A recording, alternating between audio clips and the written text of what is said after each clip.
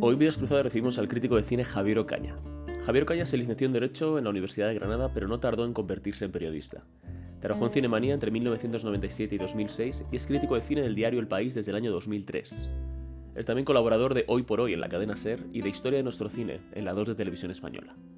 Es profesor de cine para la Junta de Colegios Mayores de Madrid y de la Cátedra de Cine de Valladolid y es autor de 2 libros: La vida a través del cine, prologado por Alejandro Amenábar, y De Blancanieves a Kurosawa, la aventura de ver cine con los hijos. Con ustedes, Javier Ocaña.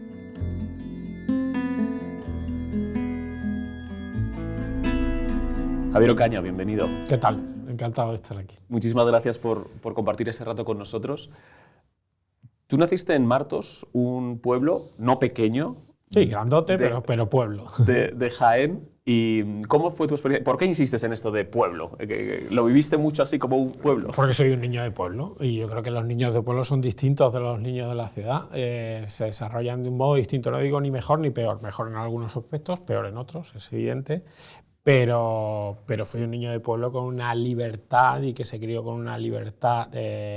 También influyen los padres, evidentemente. Mis padres estaban trabajaban los dos, con lo cual en casa nunca había nadie, estaban trabajando, echabas una mano en el negocio familiar y van surgiendo todo lo que te va alimentando en la vida, el cine evidentemente, el fútbol en mi caso, todo ese tipo de cosas, pero alrededor de amigos de pueblo y de relaciones de pueblo.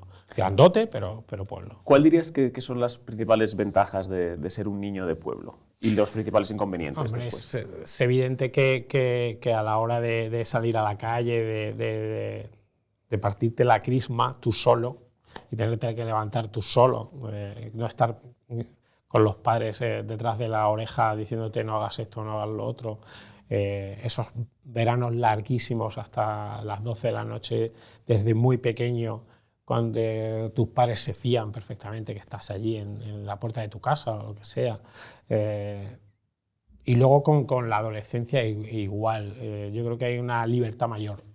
Lo que no tiene, es evidente, son las ventajas de una gran ciudad para algunas de las cosas que a mí más me gustaban, que eran todas las relacionadas con la cultura, con el cine, con el teatro. Ya cuando vas cumpliendo años y llegas al bachillerato, pues no tienes... Yo recuerdo que el cine de mi pueblo, cuando era pequeño había 2, luego había 1 y el que quedaba, cuando yo tenía 15, 16 años, lo cerraron.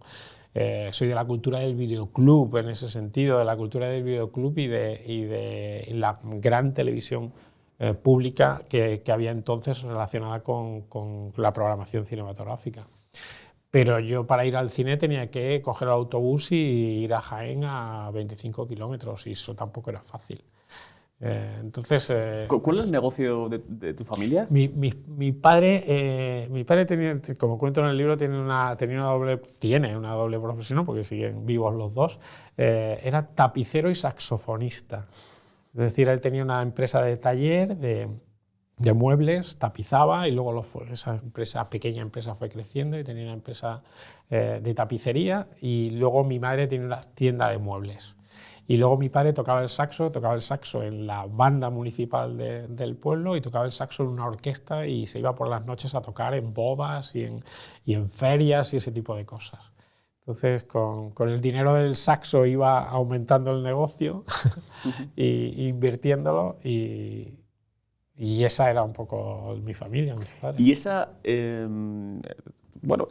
vocación musical por parte de tu padre, ¿te la transmitió de alguna manera? Sí. ¿Te influye en ese amor a las artes? Yo no toco un pimiento, pero mis sobrinos, por ejemplo, sí que tocan la guitarra, los hijos de mi hermano mayor, y en mi casa siempre ha habido buena música, siempre. Buena música en todos los sentidos. No solo de ver a mi padre tocar el saxo, sino que había buenos discos. Yo recuerdo cuando era pequeño, mi padre se compró un tocadiscos de los buenos que había entonces y compró un lote de discos con muy buen gusto, músicos de los que le gustaban a él, es decir, de orquestas, de Glenn Miller, ese tipo de Big Bang y de ese tipo de música así. Y luego mi hermano mayor, yo tengo 2 hermanos mayores, yo soy el pequeño, mi hermano mayor tiene 8 años más que yo, con lo cual cuando yo tenía 7, 8, 9 años, en mi casa pues se oía mucho pues a Pink Floyd, a toda esa música de los 70, a Mike Oldfield. Bueno, pues siempre había buena música que hemos ido mamando. Mis padres no tienen estudios, pero para cosas de la cultura siempre había dinero. Para comprarte un libro, para comprarte un disco, siempre hubo ¿Había dinero. libros en casa entonces? Sí, había libros en casa, sobre todo de mi hermano mayor. Mi hermano, de hecho, hizo filología, es profesor de literatura, 8 años mayor, con lo cual mi hermano empezó filología cuando yo tenía 10 años. Mi habitación que compartía con él estaba ya llena de libros.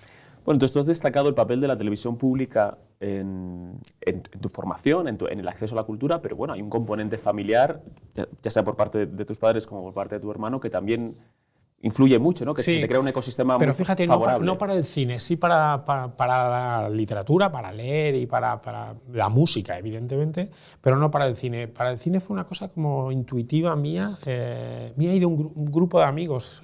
Somos una pandilla rara, porque somos una pandilla de pueblo, grande evidentemente, pero en la que 2 personas más, aparte de mí, han terminado trabajando profesionalmente en cosas relacionadas con el cine, la televisión y la dramaturgia. Y no es tan habitual eso. No, en absoluto. Y esto es un grupo de amigos del colegio, de la infancia, digamos, de la no del infancia, instituto. del colegio, de crecer con ellos personalmente e intelectualmente, entre comillas, emocionalmente en todos los sentidos. ¿Y cómo empieza? Claro, esto es muy interesante porque el cine es un arte que se disfruta, se puede disfrutar en soledad, pero se puede disfrutar muy bien también en compañía, ¿no? A diferencia de una novela que, bueno, la lee uno y luego se la pasa al otro, pero que podéis tener un disfrute simultáneo, ¿no? Y luego una discusión. ¿Tú crees que ese componente que tiene el cine influye también en cómo lo disfrutaste? En nuestro caso fue una cosa, yo creo que verdaderamente espectacular, porque sin nosotros saber que nos íbamos a dedicar a eso, mi amigo guionista de cine y televisión y dramaturgo y mi otro amigo productor de televisión y director de programas de televisión, nunca pensamos en que nos íbamos a dedicar a eso, pero nosotros lo hacíamos como el que juega. Yo aparte jugaba al fútbol, jugaba bien al fútbol, jugaba en el equipo juvenil de allí del pueblo, que tenía un equipo en 3ª división, y mi tiempo libre era siempre ocio relacionado con el deporte y con el cine. Pero me recuerdo los viernes por la tarde, cuando terminábamos en el instituto, siempre nos íbamos a mi casa. En mi casa no había nadie, porque mis padres estaban trabajando, mis hermanos ya estaban estudiando fuera, y era la casa donde había libertad. Y me recuerdo siempre yendo los viernes por la tarde antes de salir a ver una película en casa, cogida del videoclub, la elegimos nosotros, y esas sesiones bastante particulares, porque veíamos un poco de todo, veíamos el cine relacionado con nuestra edad, el que se veía en esa época. Sí, supongo que era el momento de auge de los blockbusters, ¿no? Pero al mismo tiempo veíamos películas bastante más extrañas. El otro día me decía otra amiga de mi clase también, que también le ha ido muy bien en la vida profesional, Marta Fraile, investigadora del CSIC, que me decía, joder, es que me acuerdo en tu casa viendo películas de Hitchcock cuando éramos muy pequeños. Dice, debía ser el único que tenía Canal Plus en Martos, me decía. Y mi padre, ya ves, que puso el Canal Plus porque yo me emperraría, no me acuerdo exactamente, pero por eso te decía que los gastos, siendo una familia de clase media trabajadora y de empresa pequeñita, muy pequeñita, para eso había dinero, Entonces me recuerdo como disfrutando mucho, yendo al videoclub los fines de semana y cogiendo un cargamento de películas para el fin de semana con toda la ilusión del mundo, y no dejar de leer, empezar a leer bastante en el bachillerato. Claro, para un niño ahora, un joven, el acceso a los infinitos catálogos de cine del que se dispone ahora, ¿no? Con el mando a distancia, parece como para un sueño para quienes crecisteis en los años Totalmente. 70 y 80 o en los 90, en mi caso. Y puede parecer que era mucho más difícil hacerse una cultura cinematográfica en ese contexto, pero entiendo que también habría ciertas virtudes a esa dosificación de... Había que trabajárselo, en cierto sentido, pero un trabajo bonito. Es que me recuerdo mirando la programación. Había que mirar la programación de Televisión Española. En la época, te hablo de mediados de los 80, entre el 83, 84 y el 89, que yo me voy a estudiar ya a Granada. años en los que yo me compraba una revista semanal donde ponían todas las películas que ponían en el Cine Club, que era el programa que había a 12:30 o 1 de la madrugada en la 2, películas en versión original subtitulada, pues blanco y negro, clásicos del cine y no tan clásicos, mucha rareza. Mis padres habían comprado un vídeo Betamax, que era antes del VHS, y yo grabando todo eso y viendo las películas en 2 partes a mediodía. Cuando yo llegaba del colegio, entre la jornada de la mañana y la de tarde, porque no me daba tiempo a verla entera, y las iba viendo, todo eso con la mayor de las naturalidades, no pensando en ningún momento yo me quiero dedicar a esto. De hecho, estudié Derecho, que no tiene absolutamente nada que ver con todo esto. Y había que trabajárselo. ¿Y crees que esa... claro, quien tiene acceso, quien tiene la vocación de acceder a esa cultura, pues lo puede tener más fácil, aunque a lo mejor también ese exceso de oferta también puede ser una distracción, ¿no? Yo siempre digo que si a mí me hubiera tocado esta época en lugar de la otra, no hubiera probado la carrera en la vida, porque me hubiera dedicado a ver de todo, como toda la vez en todas partes, como la película. Pero ahora yo no sé si hay un exceso de oferta. A mí me parece que sí, que toda esta, por ejemplo, burbuja de las series un día va a estallar y se van a empezar a hacer menos cosas y va a haber menos plataformas. Ahora estamos en la cima, no sé hasta dónde va a llegar esto y económicamente las plataformas ya lo están notando. Para el que recibe todos esos mensajes, pues es una época buenísima, porque cuando yo tenía 15, 16, 17 años, o durante la carrera, durante la universidad, si yo compraba una revista de cine, por ejemplo, y me llamaba mucho la atención una película, que te digo yo, de Bergman, de Dreyer, de cosas muy intelectuales, o de cosas menos intelectuales del cine americano, de Sam Peckinpah, de Robert Altman, ¿vale? Si a ti te llamaba mucho la atención, quiero ver esta película, no era fácil conseguir esa película. Tenías que esperar a que la pusieran en la tele, o tenías que intentar a ver si estaba en el videoclub, o a ver si en alguna filmoteca lo ponían. Ahora la tienes casi seguro.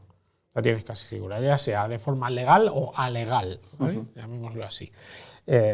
Con lo cual, si tú tienes ansias de ver cosas, es que esto no se acaba nunca. Y siempre lo digo, no se acaba nunca. Yo sigo viendo películas de épocas determinadas, de países determinados, en los que, a ver, lagunas tiene todo el mundo. Y yo no le llamaría ni lagunas, sino cosas por descubrir. Esto no se acaba nunca. Y es precioso que no se acabe nunca, porque si se te acabara, sería un rollazo. Y sin embargo, tú tienes esa vocación, esas costumbres, esos hábitos de ver mucho cine, y llega el momento de elegir una carrera, y como dices, eliges estudiar Derecho. Sí. ¿Qué futuro profesional tienes en la cabeza en ese momento? A ver, a mí me gustaba el derecho y me gustaba el periodismo. A mí me ha interesado siempre, me ha gustado mucho siempre la política desde la barrera, no desde dentro, sino desde fuera. Más que sobre la ideología, sobre el comportamiento político práctico teniendo una ideología. Y todo este pensamiento te lo digo ahora más verbalizado, pero entonces no lo tenía tan elaborado. Claro, eran pero intuiciones, ¿no? Digamos. Eran como intuiciones. A mí me interesaba por qué determinados políticos decían y actuaban de una determinada forma, teniendo unos ideales. Y lo difícil que es llevar esos ideales a la práctica cuando se gobierna, por ejemplo. Pues ese tipo de cosas a mí intuitivamente siempre me habían interesado. A mí me gusta el derecho penal, creo que tenía suficientes particularidades y salidas la carrera como para que me gustara. Me encantaba el periodismo, también está claro, lector de periódicos. Yo pensaba que podía tener salidas el periodismo. Al final, ¿qué decides? Pues es un poco la opción más fácil. Más fácil es, siempre te dicen, el periodismo, ten cuidado, que luego la carrera no está tan bien. Y es cierto que la carrera, al final no aprendes la práctica como tienes que aprenderla. Total, empecé a hacer Derecho y la carrera la llevé un poco a trancas y barrancas. La saqué, pero siempre desde el principio la llevé a trancas y barrancas. Hay asignaturas que me gustan mucho y asignaturas que me horrorizaban. Recuerdo estudiando Derecho Administrativo, Derecho Procesal o Financiero, 1 y 2. O sea, es que me parecía una cosa que no era lo mío, es evidente.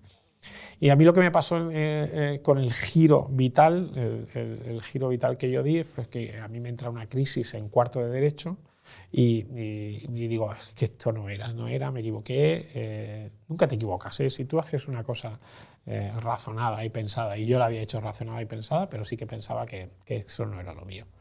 Y pensé acabar, porque ya era más fácil acabarlo que dejarlo, eran 5 años, acabarlo poco a poco y hacer periodismo. Y me dijeron, no hagas periodismo, que es una gilipollez, porque al final hay másters especializados en periodismo, mucho más prácticos, te ahorras toda una carrera y vas al meollo del asunto, y ahí había máster y uno de ellos era El País. Yo intenté entrar, hice las pruebas de acceso al máster del País, entraban 40, nos presentamos 300 y ahí doy el giro. Y yo tenía la ventaja de que tenía una carrera de Derecho, con lo cual podría haber intentado profesionalizarme en el periodismo de tribunal, ese tipo de cosas, porque tienes un bagaje jurídico y legal que no tienen otros. Yo estaba muy empollado en deportes, yo siempre he hecho muchos deportes toda la vida, principalmente fútbol, pero siempre me había gustado mucho el deporte, y estaba lo del cine. Y realmente de lo que sabía, mucho más que los demás, era de cine. Y eso se comprueba más o menos cuando yo llego al máster y veo cómo son mis compañeros. Mis compañeros y compañeras, había periodistas mejores que yo, también algunos peor que yo, que escribían mejor que yo, también algunos peor que yo, pero de cine, teatro, cultura, libros y demás, el que sabía era yo, el que sabía un poco más. Entonces, y es interesante porque eres el que sabía sin haber tenido una educación reglada en esa cuestión, ¿no? Es decir, era un saber muy pasional y por eso bastante sólido, ¿no? Por lo que dices. Sí. Pero claro, una cosa es saber de cine, una cosa es que te guste el cine, sí, otra cosa es saber de cine y otra cosa es saber escribir de cine. Sí. Lo has definido muy bien, las tres cosas, sí. Y entonces tú te gustaba el cine, sabías de cine y descubres que sabes escribir de cine o aprendes a escribir de cine. No, aprendes a escribir de cine, probablemente. Yo tenía una ventaja, es que había leído mucho de cine desde muy pequeño. Yo empiezan a comprar el fotogramas en casa mi hermana mayor, o sea, la mediana de la familia. Yo de tener 10, 11 años y ya estaba por allí el fotogramas. Y empiezo no a leer solo revistas de cine, sino cosas relacionadas con el cine en los periódicos, algo más elevadas que no una revista comercial, juvenil, como puede ser Fotogramas. Entonces yo empiezo a escribir en el instituto, empiezo a escribir cuentos. Alguna vez lo he contado, a mí me gustaba mucho en esa época la novela de terror clásica y la literatura relacionada con el terror, de Edgar Allan Poe, Lovecraft. Sí, Bram Stoker, me imagino. Claro, por ahí. Entonces yo empecé a escribir relatos de terror en el instituto. Bueno, me recuerdo que gané un concurso de cuentos en el instituto en COU con un cuento que era muy Edgar Allan Poe. Se me da relativamente bien escribir, pero cuando llego al máster del País, después de haber estudiado Derecho y de haber hecho exámenes de Derecho que no tiene nada que ver, esa prosa. Llegas con el estilo envilecido. Vamos, madre mía. Entonces, ahí te educan la escritura y yo no sé si se puede enseñar a escribir o no. No lo tengo muy claro, pero coges práctica y vas aprendiendo de tus errores, y en el máster del País está muy bien hecho en todos los sentidos, porque tú aprendías de tus errores y de los demás, las correcciones eran comunes.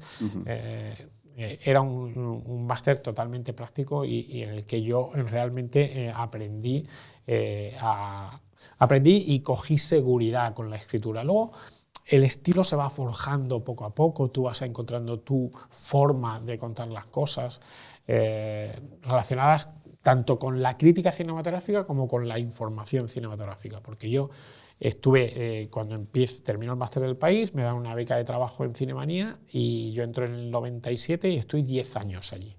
Y entro de becario y cuando me voy era el subdirector de la revista. Hago toda mi carrera ahí. En una revista mensual con muy pocos trabajadores, porque lo haces con muy pocos, tienes que escribir muchísimo. Y al escribir muchísimo tú te vas dando cuenta de tus errores, de tus cosas. Y tienes que escribir muchísimo en formatos muy distintos. Tienes que hacer crónicas, tienes que hacer crítica de cine, tienes que hacer entrevistas, tienes que hacer... con lo cual, va surgiendo todo. ¿Y tiene el glamour que parece desde fuera, el ir a festivales de cine?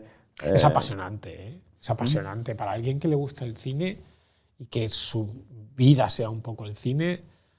Yo me recuerdo mi primer festival internacional en Venecia, con 28 años, entrevistando a gente como... Es que yo en Cannes, en Venecia, en Berlín, pues he entrevistado a los mejores directores del mundo. He entrevistado a David Lynch, a Woody Allen, a todos los europeos, a Robert Zemeckis, a Harrison Ford, a Michelle Pfeiffer, o sea, todo eso. Pero yo no era el típico fanático que luego se hacía fotos a esto. Yo, viendo mi entrevista publicada con Harrison Ford o con Michelle Pfeiffer o con Woody Allen, ya era feliz. Salía allí mi nombre y salía la foto y salía la entrevista. ¿Y qué es lo que más te ha impresionado de estas personalidades? De algunos que puedas pensar. Bueno, que esto es lo que te preguntará la familia en las cenas de... Cada uno es muy distinto. La naturalidad de algunos y la soberbia de otros, es evidente. Hay algunos entrevistados que es difícil, son duros. Recuerdo una entrevista con los hermanos Dardenne en el Festival de Cine de Valladolid, durísima. Uno de los dos era tremendo realmente, muy difícil de entrevistar. Pero entra dentro del lote y ahí está la gracia. Si todos fueran amabilísimos, no... ¿Y quién te ha sorprendido por su amabilidad? Por decir? Pues, Woody Allen era un personaje muy llano, una persona muy llana. Yo lo entrevisté hace ya muchos años y ya parecía un ancianito, tenía cuerpo de ancianito y no lo era todavía. Y luego te sorprende que muchas veces gente más con menos nivel se ponen muy soberbios y con mucho ego, y luego gente con mucho nivel es súper llana. Recuerdo con mucho gusto la entrevista con David Lynch en Cannes. Al final son entrevistas, a veces las tienes solo, a veces las tienes con otra periodista más y a veces los tienes con otros 4 o 5 periodistas. A mí de todos modos siempre me gustó más la crítica que la información cinematográfica. Siempre me gustó más el hecho de ir a ver una película, reflexionarla, analizarla, contarla y transmitir al lector lo que tú has visto con esa película que otros igual no han podido ver, explicar en cierto sentido los entresijos de esa película, culturalmente, socialmente, políticamente. ¿Es difícil hacer eso sin destripar la película? Sí, que se puede decir. Yo nunca cuento de qué van las películas. Nunca cuento. Hay que fijarse mucho más a mí el argumento, como siempre digo, el argumento de las películas me da exactamente igual. Exactamente igual. Otra cosa son los temas, grandes temas de lo que va la película. Y lo más importante, los subtextos que hay en la película. ¿De qué va realmente eso? Vamos a hablar ahora de eso, porque esa iba a ser mi siguiente pregunta. Claro, yo lo de la emoción es porque me imagino eso, pues a un joven cinéfilo que de repente está diciendo, estoy cobrando por ir al cine en primicia y rodeado de esas personas, ¿no? Es así, mira, es que me estoy acordando, en el primer mes de Cinemanía, enero del 97, el director de Cinemanía, Javier Angulo, director de la Seminci durante muchos años después, me dijo, mira, vas a hacer este tema sobre Kenneth Branagh estrena Hamlet, un Hamlet kilométrico que hizo, sí. Viene a Madrid.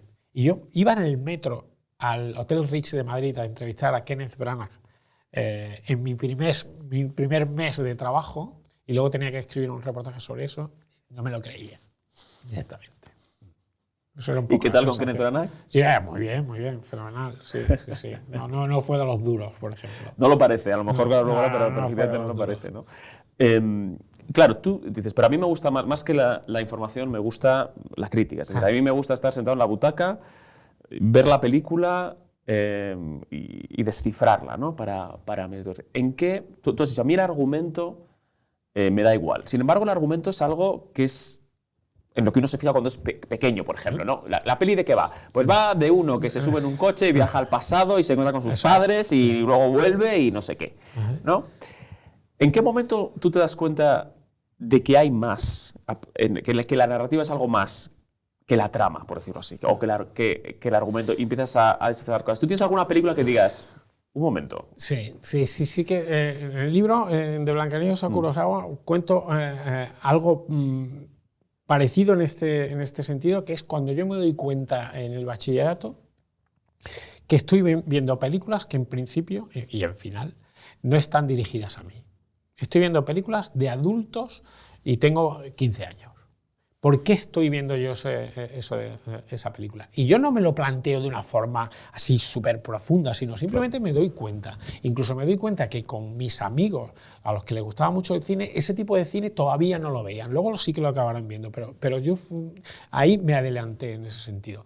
Y me recuerdo, por ejemplo, viendo Sangre Sabia. Sangre Sabia es una novela de Flannery O'Connor sobre la religión, sobre la economía de la religión, sobre los telepredicadores, sobre la falsedad de ciertas religiones y cómo se aprovechan de pues las penurias de los seres humanos.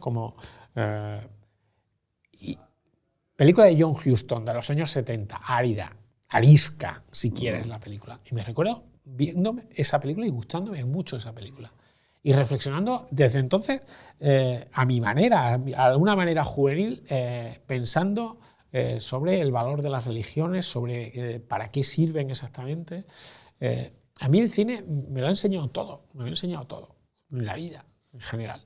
Luego, como cuento en el libro también, aprendes, es evidente que aprendes de la vida con el cine, pero aprendes también del cine con la vida. La vida te enseña un montón de cosas para saber analizar las películas y reflexionar sobre las películas. Sí, eso dices vamos a hablar más en detalle del libro, de Blancanieves a Kurosawa, la aventura de ver cine con los hijos, ¿no? Que es el subtítulo que me parece estupendo. Y hablas justamente de eso, ¿no? Que uno tiene que tener experiencias vitales para poder sacarle partido al cine. Sin duda.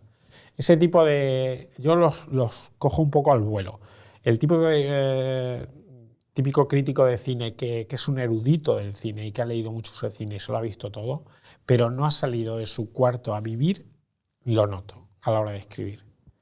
Porque no tiene bagaje emocional y personal como para saber reflexionar sobre determinadas películas. Yo voy a dar una charla siempre a un máster de crítica de cine, donde no doy clase, pero sí que doy una charla sobre mi experiencia profesional. Y siempre les acabo diciendo que para ser un buen crítico de cine, no solo hay que saber de cine, de literatura, de teatro, de arte en general, de cultura, saber estar en el mundo,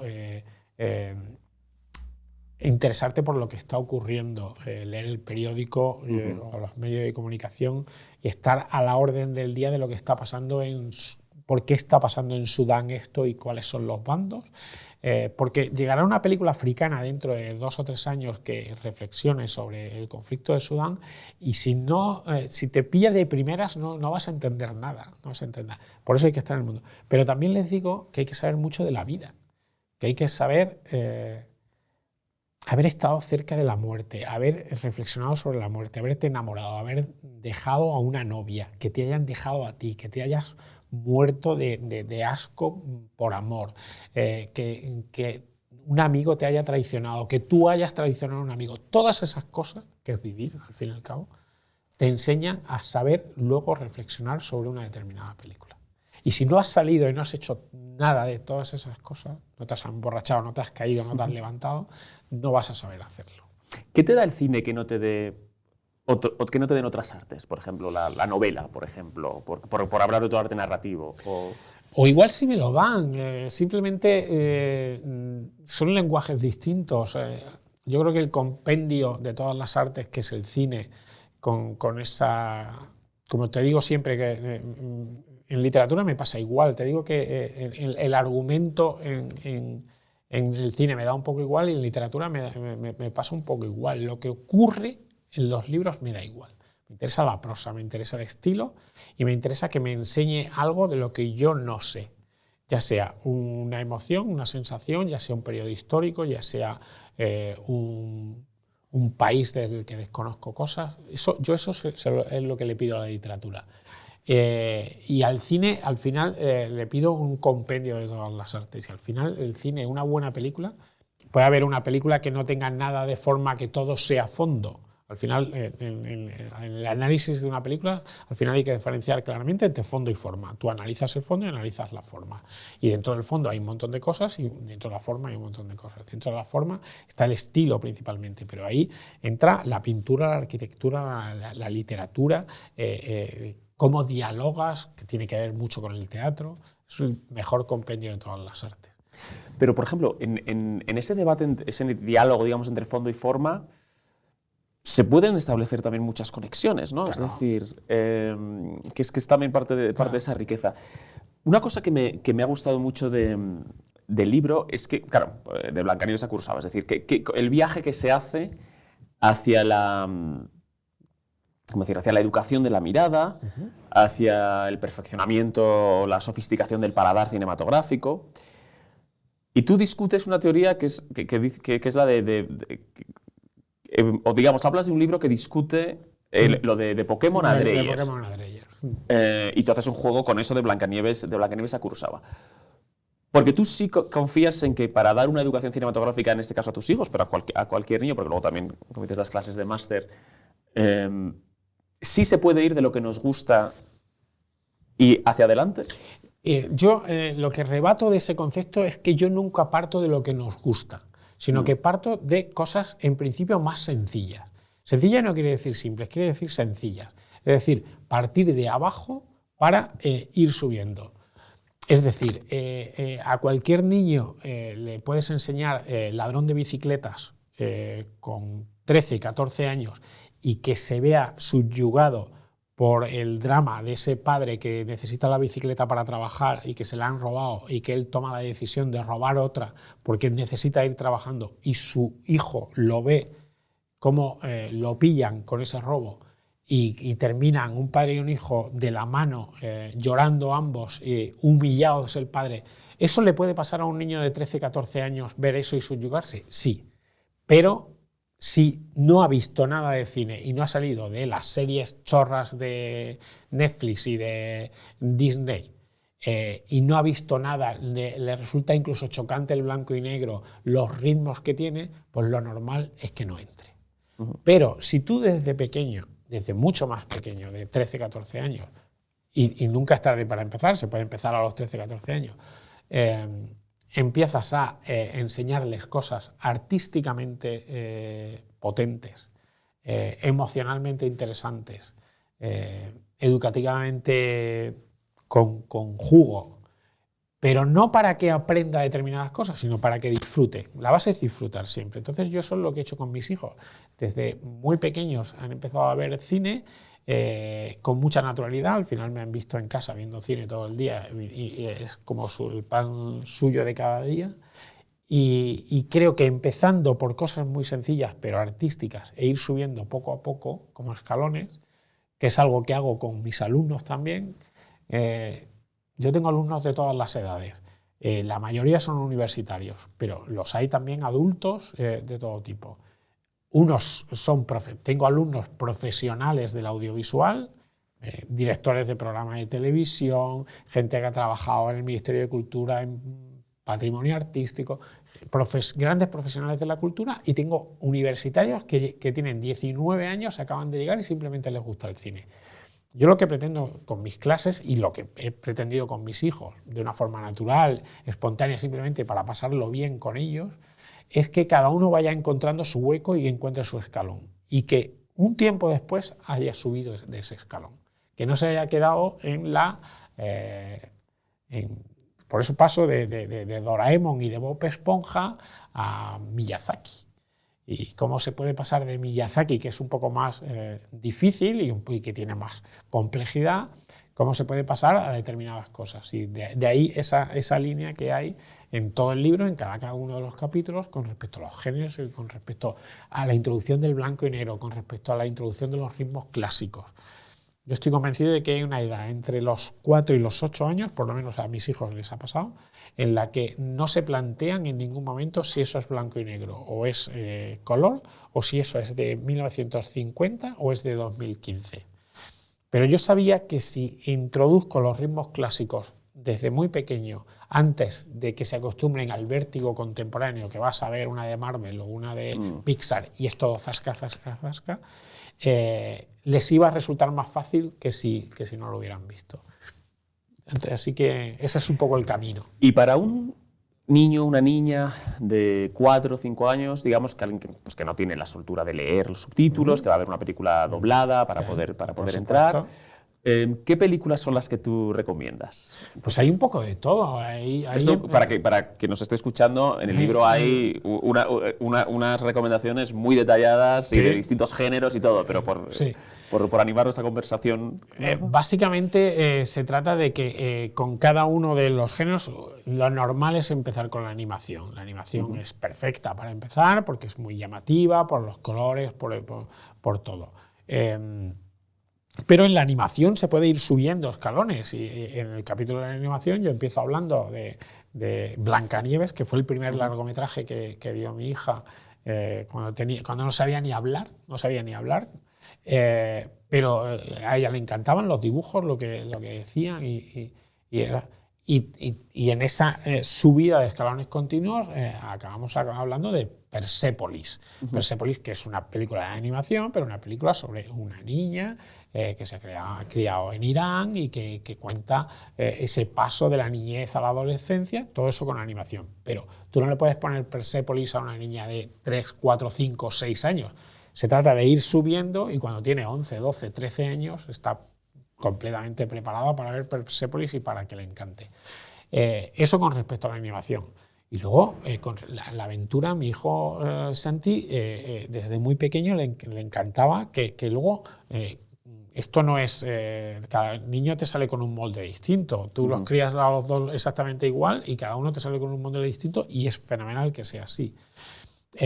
Todo esto partiendo de la base de que lo más bonito de todo esto no es la meta, sino el trayecto. El trayecto es todas las horas que hemos pasado en el sofá de casa y en los cines divirtiéndonos viendo cine. Eso es un poco el objetivo. Que luego van a aprender seguro.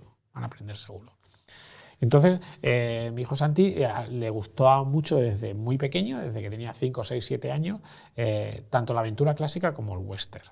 Es decir, adaptaciones de Julio Verne, aventura clásica en blanco y negro, como Gunga Din, como Vogue esas películas de aventuras coloniales en pasajes exóticos en la India, adaptaciones de Kipling, ese tipo de aventura clásica, sí.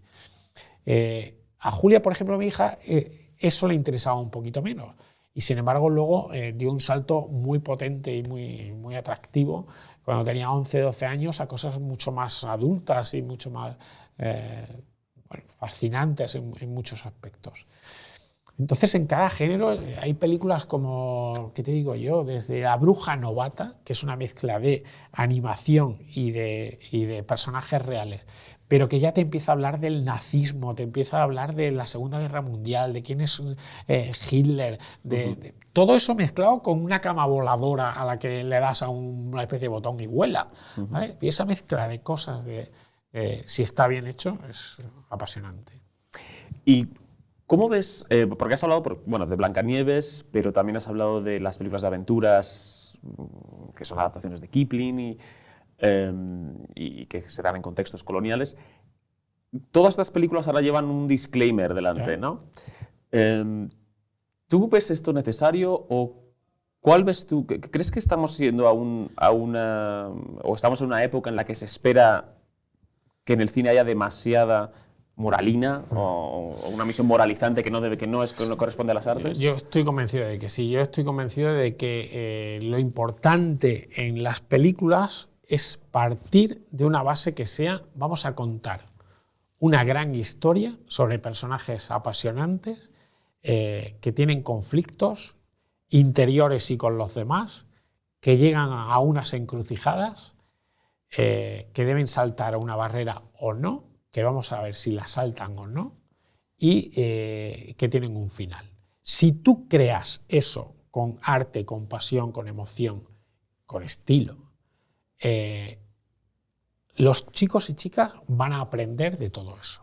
Si tú lo que quieres desde el principio es transmitir unos valores muy determinados, dando la charla, dando la homilía y con además un cine higiénicamente blanco, en el que no lo pasen mal en ningún momento, que no salgan de esa burbuja de autoprotección, me parece un rollo.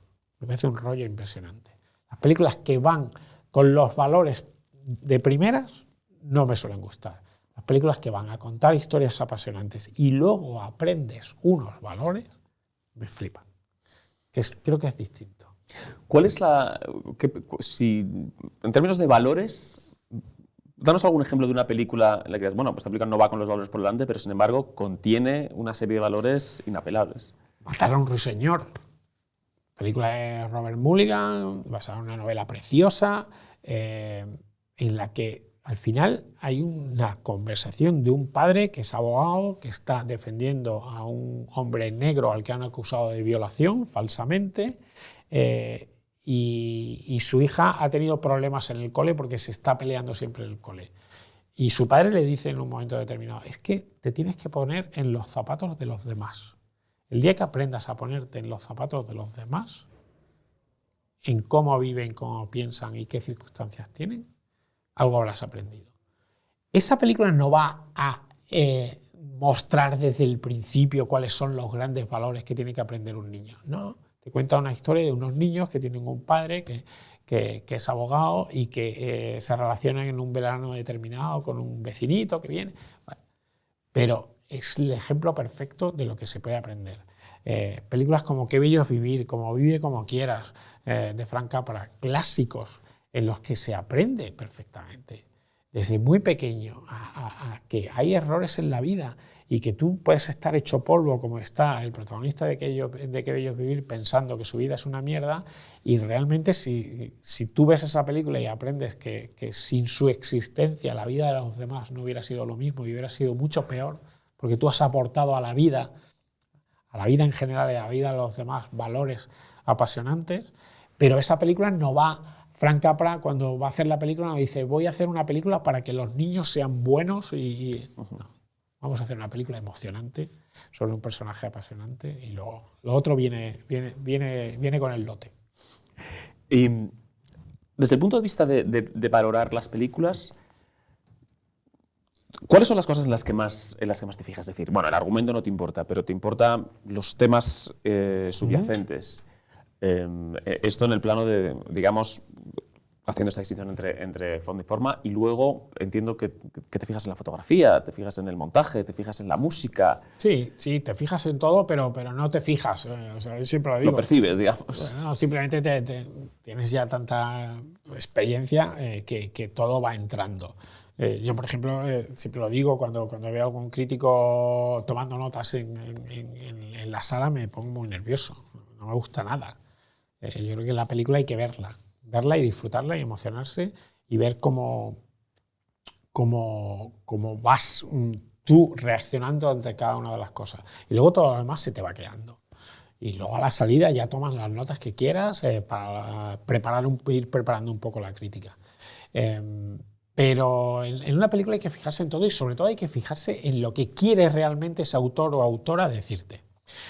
No hay que valorar lo mismo una película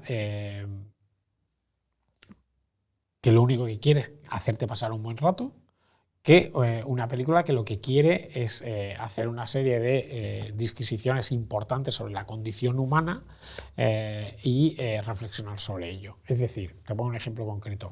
Los cazafantasmas. Los cazafantasmas es una chorrada que no te quiere decir nada, pero es la chorrada perfecta.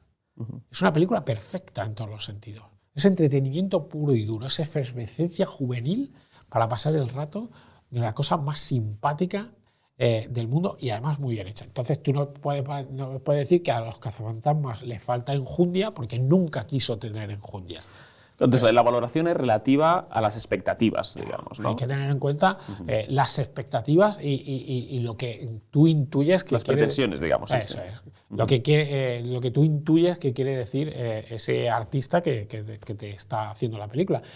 luego hay que diferenciar entre lo que es una obra de arte y una obra del espectáculo. A veces van unidos, una obra de arte y una obra del espectáculo, pero a veces simplemente quiere ser un espectáculo y no quiere hacer algo artístico, que es distinto. Pero por lo que dices, tú estás lejos, ya conoces este viejo debate entre críticos, ¿no? En el que, bueno, pues hay quien considera que el cine es un arte autorial. Y bueno, que de Pauline Kael, que hablan de, bueno, de que esto es una cosa de muchos profesionales que engendran una cosa. Depende de la película, pero yo estoy más en esa línea de que el cine es un trabajo muy colectivo. El director no es un autor. Tú coges ahora unos folios y un bolígrafo, te pones una tarde detrás de la otra y puedes crear una obra maestra de la literatura tú solo. Tú coges un lienzo en blanco y unas pinturas y puedes crear una obra. Tú solo no puedes hacer una obra maestra del cine. Depende del trabajo de un montón de cosas. Claro, pero el autor, es decir, como en la arquitectura, ¿no? O sea, tú dependes de muchas personas. Eso es. Pero el artista es el arquitecto. Que luego hay una mente pensante ahí, dependiendo de la película. Hay películas en las que tú dependes muchísimo del trabajo de los demás y sin ellos no eres nada. Y hay películas en las que el trabajo de los demás está a tu servicio autoral. Y es muy difícil, o sea, es clarísimo que hay que diferenciar entre una película, como que te digo yo, como una película de Marvel, ¿vale? Con una película de arte y ensayo que has hecho sobre un tema muy determinado, con 4 actores en un reducto, bueno, incluso en un espacio de tiempo. Los 7 samuráis, ¿no? Sí. Entonces, cada cosa hay que valorarla de una forma distinta. En el cine los apriorismos en el arte en general son inútiles. Entonces, básicamente hay que reflexionar y tratar cada obra de arte o del espectáculo de un modo distinto. A mí me gusta mucho esa dimensión que tienes tú, tanto de que es crítico y pedagogo del cine. ¿Y cuál dirías a tus alumnos, supongo que se les dirá esto, cuál es el error más común que comete un crítico de cine? Bueno, entre otras cosas, dedicarse mucho al argumento. Luego yo veo muchas veces que se está demasiado pendiente de cosas artísticas, pero que no hacen una buena película o una mala película, como pueden ser la utilización de la fotografía, la utilización de la música, ¿vale? Todo eso está bien. Pero lo que te quiere decir el director o directora en ese determinado momento, por muy buena fotografía que tenga, ¿se llega a una conclusión válida con respecto a lo que te quiere decir o no? Digamos que en determinadas críticas que yo puedo leer de gente que está empezando o que es un error que yo he podido tener cuando era más joven, era fijarme y transmitir y perder espacio a la hora de una crítica en cosas que realmente no están en el eje de lo que es la película. O sea, es no entender, o sea, no escuchar lo que el director a lo que el director está dando. De lo que va realmente esa película. Sí. ¿Y has tenido alguna experiencia con algún director que te ha dicho, oye, no has entendido mi película? Siempre hay una tensión, ¿no? entre el autor y el crítico. Muy natural por otra parte, los autores tratan a los críticos como autores frustrados, bueno, los críticos, esto pasa incluso con el periodismo deportivo y es decir, que yo no sepa tirar una falta como tú no me invalida para decir, la has tirado mal, porque no ha entrado. Estas conversaciones las has tenido con mayor o menor tensión, ¿eh? No me interesa tanto el morbo de la tensión. Al final, como trabajo para si yo fuera solo el crítico de cine y estuviera en mi casa haciendo las críticas de cine y no me relacionara con ningún autor, pues no tendría ese tipo de conversación, pero al final, por ejemplo, trabajo en La 2, en Historia de Nuestro Cine, un programa en el que hay un coloquio en el que van los autores y tú hablas con ellos de esa película.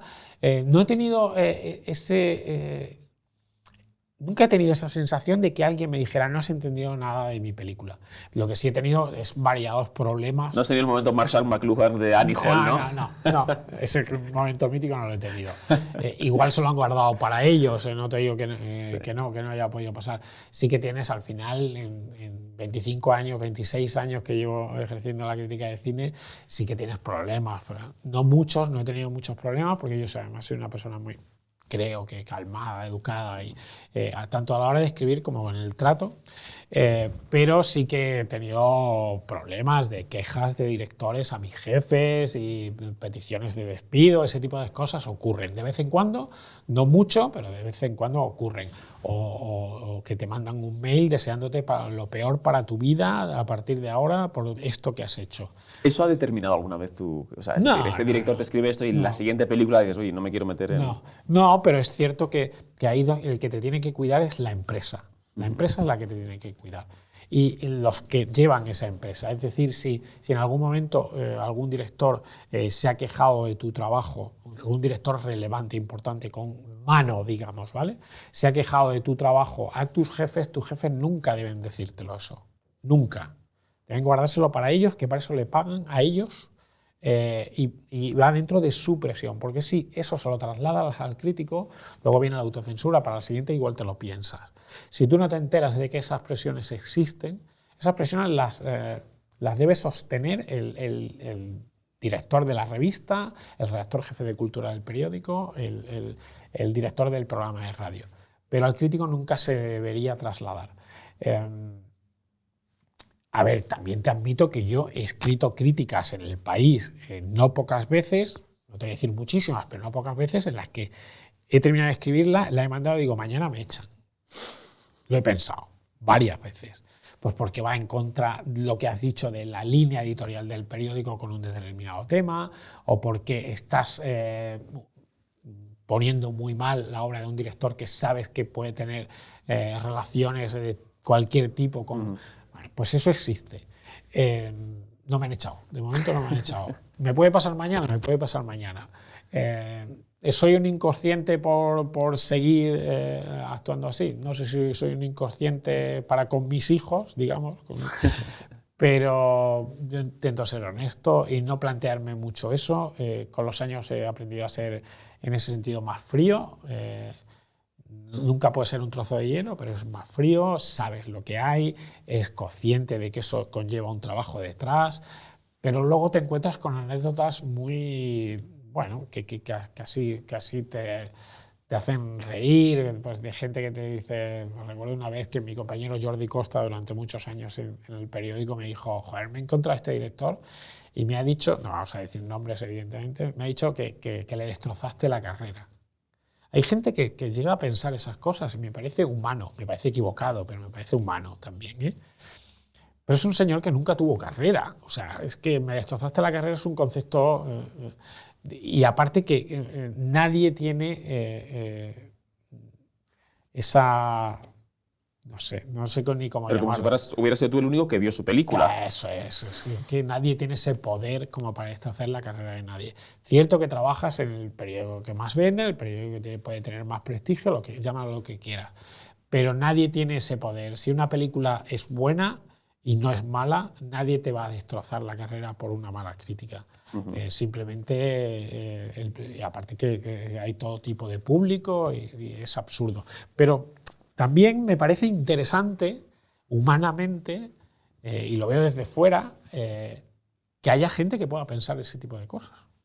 No, la relación entre el artista y el crítico es no tan vieja como la crítica misma, ¿no? Y me parece muy interesante realmente. Sí, sin duda. Y he conocido a directores clásicos de este país con los que he mantenido conversaciones preciosas, no digo ya en los coloquios de historia de nuestro cine, sino antes y después, o que me los he encontrado. Estoy pensando en conversaciones muy bonitas con Carlos Saura, que se ha muerto hace poco, con Pedro Lea, que recuerdo que Pedro Lea un día me dijo, joder, me has emocionado con la presentación que has hecho de Un hombre llamado Flor de Otoño, con una película suya, que me encanta, con Pepe Sacristán.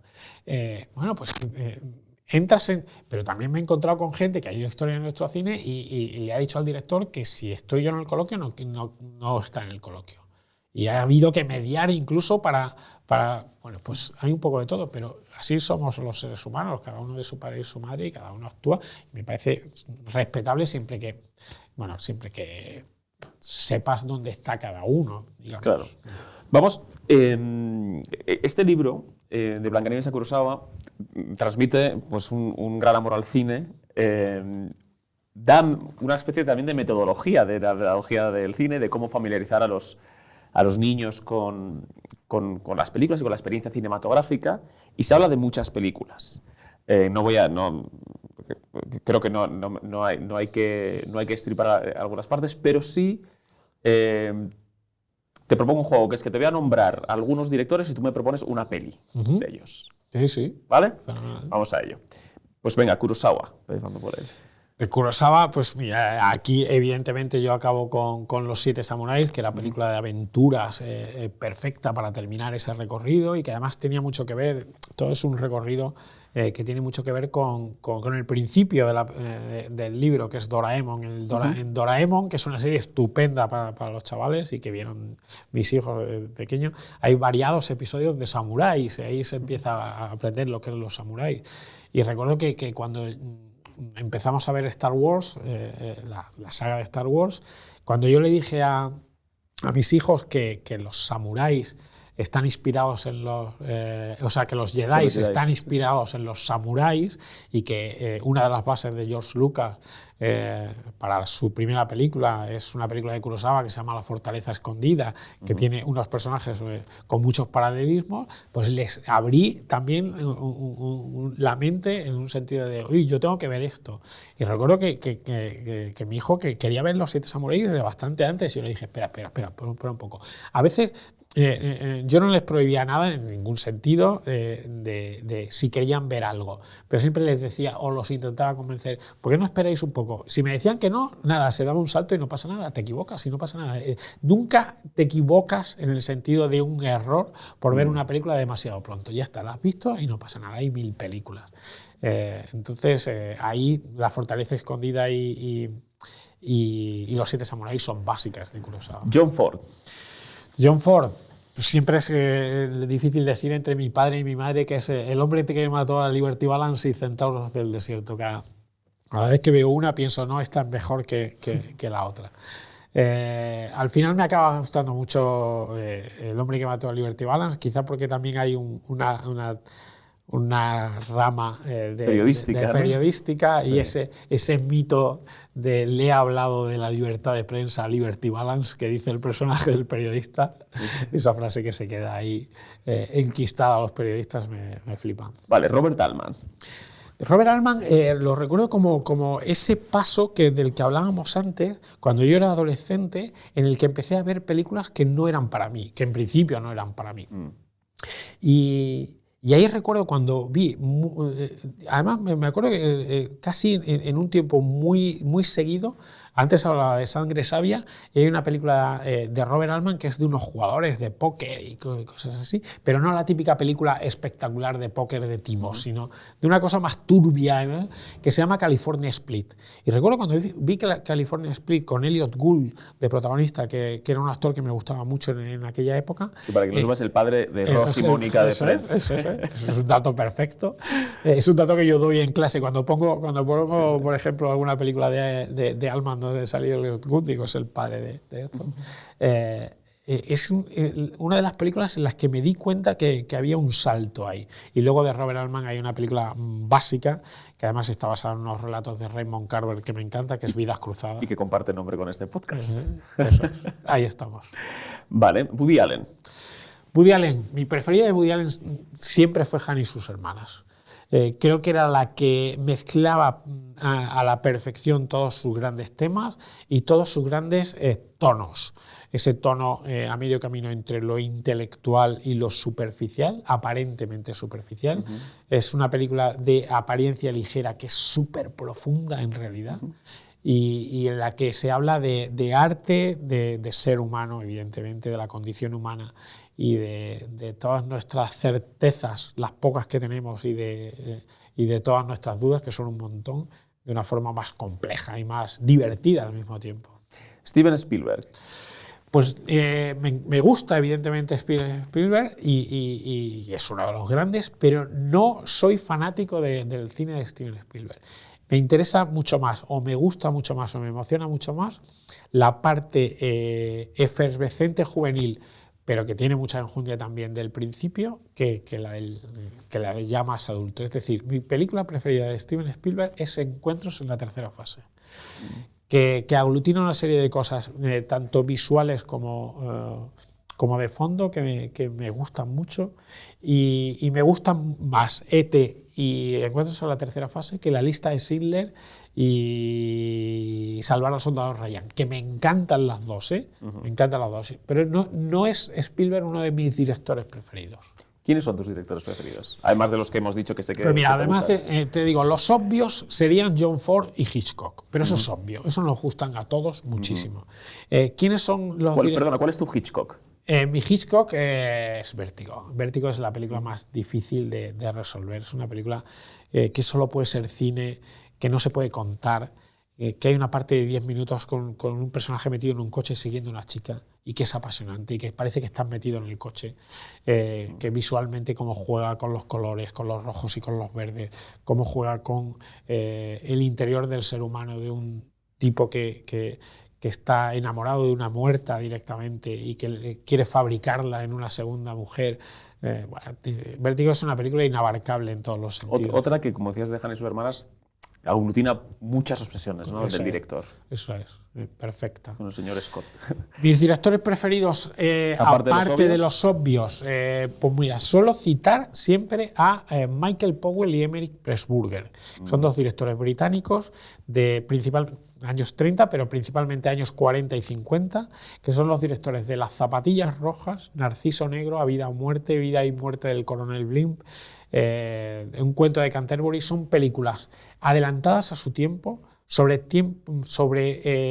momentos históricos muy relevantes, pero que se plantean cosas que no se planteaban ningún otro director en ese momento, y que además artísticamente, visualmente y pictóricamente casi son preciosas.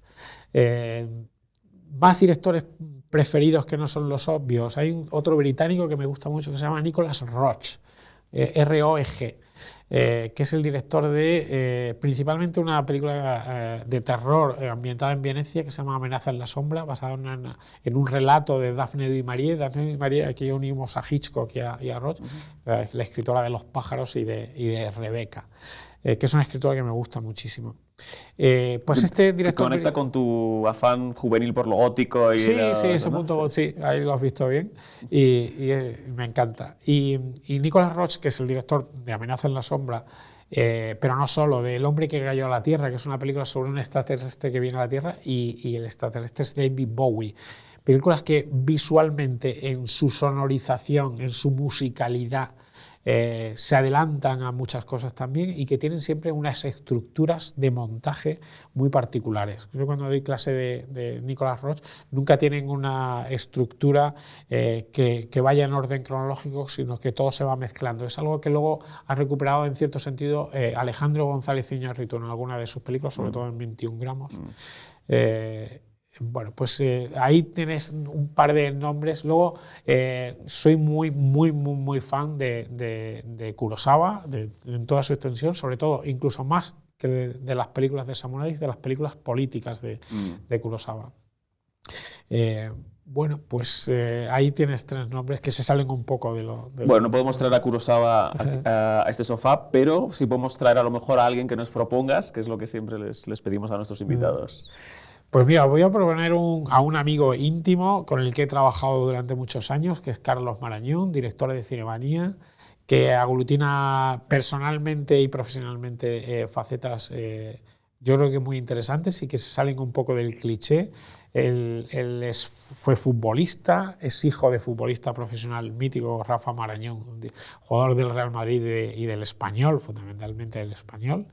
Él empezó siendo futbolista y, a pesar de que se lesionó con una lesión grave y tuvo que dejarlo al final de su juventud Siguió siendo futbolista amateur hasta los 30 y tantos años, haciendo viajes de fin de semana para jugar en un equipo del pueblo de su familia, y que al mismo tiempo trabajaba en Cinemanía. Y esa mezcla de fútbol y de cine, de deporte y de cultura, con unos conocimientos enormes y con una sensibilidad para destriparlo todo, creo que os puede gustar, ojalá que sí. Genial, muchísimas gracias. Gracias a vosotros. Muchas gracias.